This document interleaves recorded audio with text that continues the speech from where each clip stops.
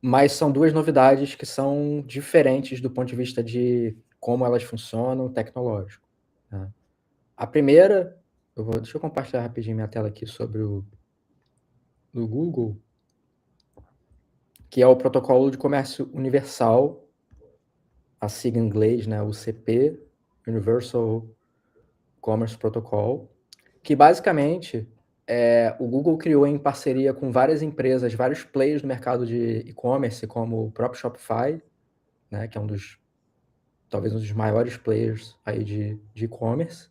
Ele criou um padrão de comunicação para comércio eletrônico dentro do ecossistema das IAs, né? Então, basicamente, esse protocolo de comunicação ele vai permitir que qualquer empresa que tenha um e-commerce, seja no Shopify, seja no e-commerce, VTEX, etc., através desse protocolo de comunicação, ela disponibilize o catálogo de produtos dela para serem não apenas comprados, né, adquiridos, como também consultadas, informações apareçam nas IAs, né?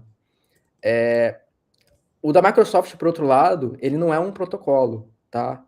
Ele é basicamente digamos assim, uma integração do Copilot com as plataformas.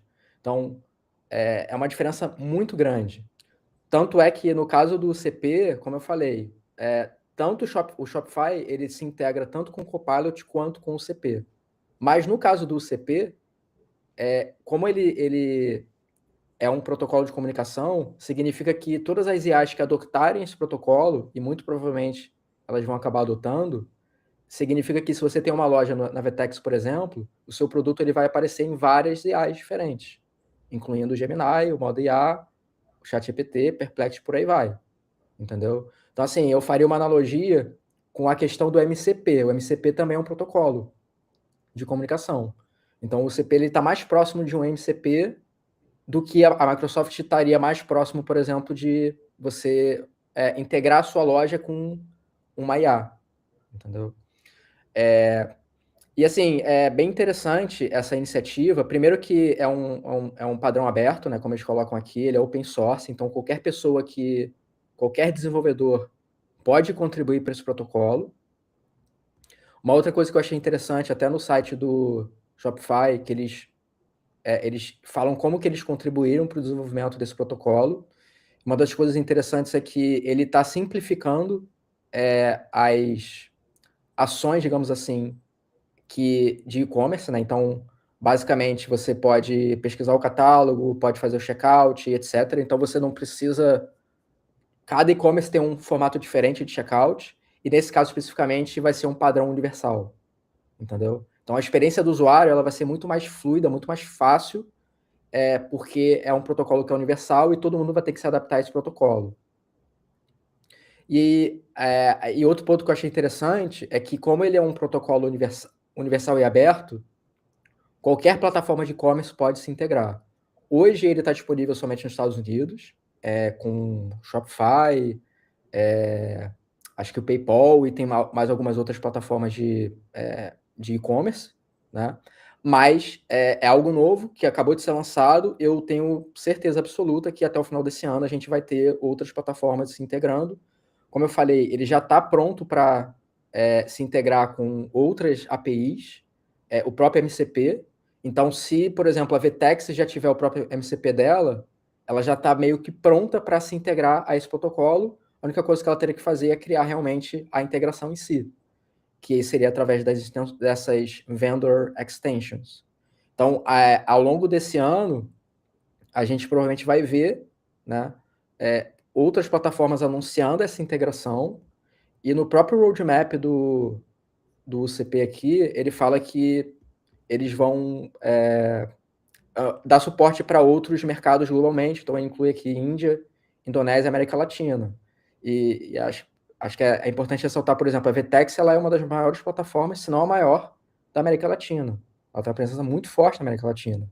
Então, à medida que a VTEX fizer essa integração e o Google abrir para o mercado latino-americano, automaticamente todas as plataformas, todas as empresas de e-commerce que utilizam VTEX vão ter acesso a vão poder vender seus produtos através desses agentes de IA a gente está falando hoje dos chats, né, chatbots, mas provavelmente vão ter outras possibilidades também. E a gente também tem a questão do business agent, que também está evoluindo, né? Só fazendo entrando nessa questão do business agent, eu acho muito interessante que eles trazem uma expressão que chama negócios conversacionais. Eu acho essa experiência, esse termo bastante interessante, porque é uma conversa na qual a gente não está incluído, é somente as IAs, né? Então, ou seja, negócios conversacionais que estão excluindo humanos. Claro que é uma brincadeira, porque são humanos que talvez vão conversar com uma IA. Então, eu queria que você falasse mais sobre esse business agent, Cadu.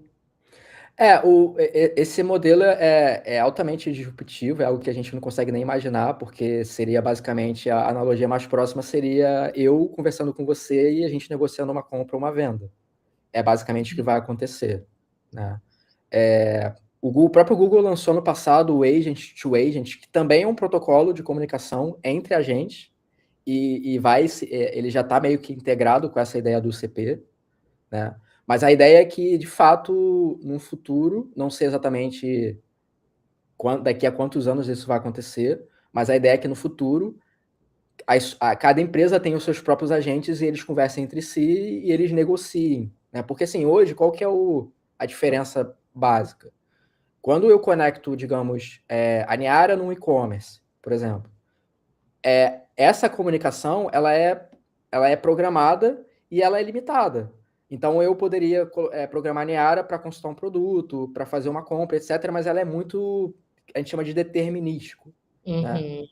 Quando você conecta agentes, pode acontecer, por exemplo, sei lá, um agente se comunica com a API de uma loja da Vtex e fala assim, eu gostaria de consultar, sei lá, iPhone 16 em lojas do Brasil.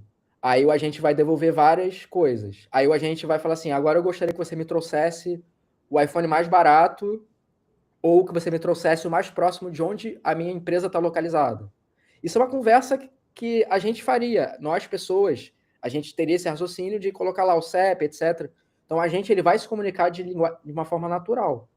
Entendeu? O que eu tô Fazendo achando essas perguntas aí. Bastante ousado é que esse business agent que eles anunciaram também, né? Eles estão pegando, porque já existia dentro do um recurso conversacional, ele está diretamente ligado ao Merchant Center, né? Das lojas do Canadá, Austrália, Índia, e agora eles estão pegando uma evolução disso, pegando todo esse conteúdo que está lá e permitindo que as pessoas conversem. Eu estou bastante curiosa para saber se isso vai dar certo ou não, porque assim, a gente está falando de coisas já para esse ano.